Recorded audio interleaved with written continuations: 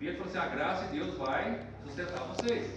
Então o caráter principal dessa epístola de Pedro vem mostrar para a gente que, né, quando você vai estudar aí essa epístola de Pedro, é o que Deus, ele não esquece, ele não abandona. E ele mesmo na luta, na perseguição, na dificuldade, mesmo no caso do irmãozinho que está passando dificuldade de entendimento, né?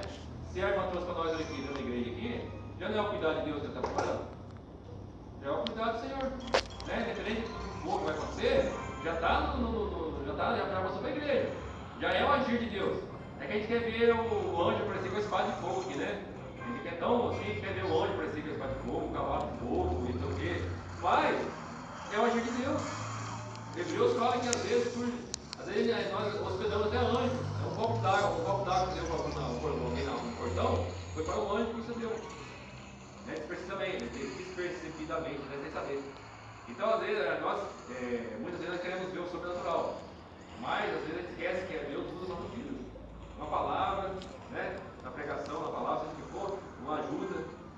Então, Pedro vem trazer despertar em cima. A graça de Deus vai sustentar vocês. Né? É o tema principal. Aqui é o tema central da primeira epístola universal do apóstolo Pedro, é a genuína e abundante graça de Deus na vida dos fiéis, independente das circunstâncias e perseguições vivenciadas pelos cristãos contemporâneos do autor. Eles estavam passando por grandes perseguições, muitos sendo mortos, né? O próprio Tiago, né, tinha sido morto lá, decapitado por ordem de Herodes, né? Muitos estão sendo perseguidos, decapitados, mas Deus levanta o apóstolo Pedro aqui, né? Agora já é apóstolo, né? Quando ele escreveu a carta dele, já era apóstolo, já tinha passado por grandes provações, também por um grande trabalhar do Senhor, já está sendo moldado por Deus, né? E vai escrever essa carta para trazer um pouco de ânimo para quem está sofrendo. Então esse é o caráter principal da epístola de Pedro. Tá? Não é que está assim aberta, sem muito sentido, mas principalmente para trazer essa questão. Vamos lá. E o caráter que eu gosto da epístola de Pedro é que fala sobre a esperança, né? Esperança. Sem esperança, irmão, nós ficamos numa situação muito difícil. Sem esperança é difícil. Né? Então, quando traz essa carta de Pedro, que vem uma carta para alguém, né, e fala, você, por exemplo, sua irmã chegou para a irmã e falou, não, a gente vai tentar arrumar algo para você. O que a irmã despertou naquela vida? Esperança. Esperança, foi? Então, muitas vezes, né, a gente precisa ouvir uma palavra de esperança. A gente precisa ouvir que vai melhorar, que vai dar certo, que vai mudar a história. Se a gente não ouve isso, a gente fica sem esperança. Né? Então, quando você ouve isso, traz uma paz para você. Mesmo que você vai ficar mais um bom tempo lá na prova, na aprovação, na luta lá, mas se alguém falar para você assim, não, aguenta um pouquinho, e daqui a um ano vai melhorar. Você fica esperando aquele ano passar. É igual a mulher grávida, né? 9 meses. O sofrimento é 9 meses. Né? Alimenta ali terrível ali, 9 meses. Mas depois de 9 meses vai passar. Né? É uma esperança, é algo que você espera. Então essa esperança do lado bom da coisa vai trazer essa paz para você. E quando Pedro desperta essa questão aqui dessa carta dele, né? Essa questão da graça abundante de Deus, mas a graça abundante de Deus, ela desperta a esperança em nós. Por isso que Deus falou para Paulo, né? A minha graça te basta, porque o meu poder se aperfeiçoa na fraqueza. Olha o que Deus fala para Paulo, né? Estava difícil a situação de Paulo, mas a minha graça te basta, Paulo, porque o meu poder se aperfeiçoa na fraqueza. Romanos 12, todos saem, alegrai-vos na esperança. Regozijai-vos na esperança, sede paciência na tribulação, perseverai na oração. 3 coisinhas, né? Então, se alegra na esperança, mas, né? Sede paciente na tribulação. Está tribulando, a tribulação é terrível? Paciência, tem que estar junto com esperança, né? E persevere na oração, não deixe de acontecer.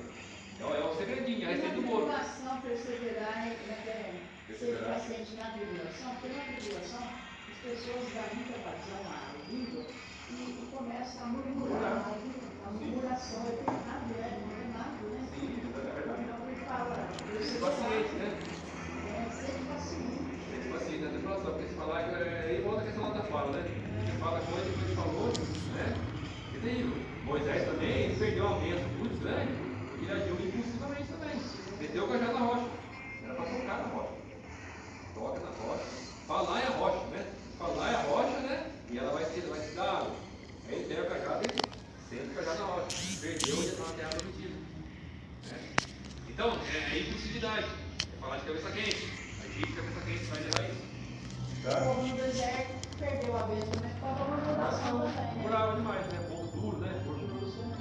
E outra coisa que destaca na carta dessa epístola de Pedro é esperança, falando da graça abundante, da esperança, que é um tema central de Pedro. Quando alguém quiser buscar sobre a esperança, leia a epístola de Pedro. Né? E vai ver como é que Pedro era, como é que Pedro ficou, né? E ele falando de esperança, né? Alguém como Pedro falando de esperança. É muito interessante você fazer essa ligação, né? Com a vida de Pedro, com a carta que ele escreveu, né? De alguém que foi transformado por Deus. Porque se ele escreveu tudo isso aqui, é alguém que escreveu algo que ele está vivendo. Né? E é Deus que inspirou ele, então vai ser muito da vida dele. É um diário de Pedro. É um diário dele, né? Um conselho de alguém que, olha o que eu fiz, olha como que eu fui lá atrás, olha como eu estou hoje, escrevendo aqui hoje. E tudo que escreveu é verdade, ele estava falando a verdade, porque foi inspirado por Deus, então Deus não deixaria escrever. Então é gostoso de ver essa comparação. E outra coisa que Pedro também usa muito aqui na primeira epístola dele é a palavra santificação. Santificação é usada muito aqui, né? Abra lá para mim lá em 1 Pedro, por favor. 14, 1 Pedro 1.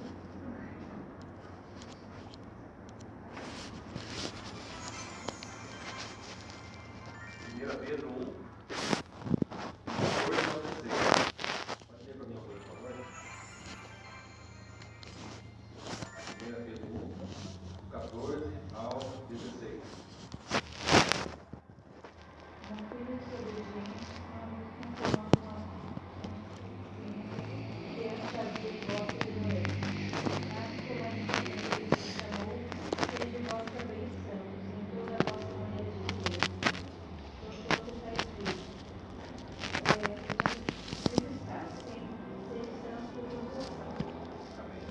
Então, Paulo, Pedro, né, até o livro que eu gosto, ele fala de exortação à santidade, né, vocês veem?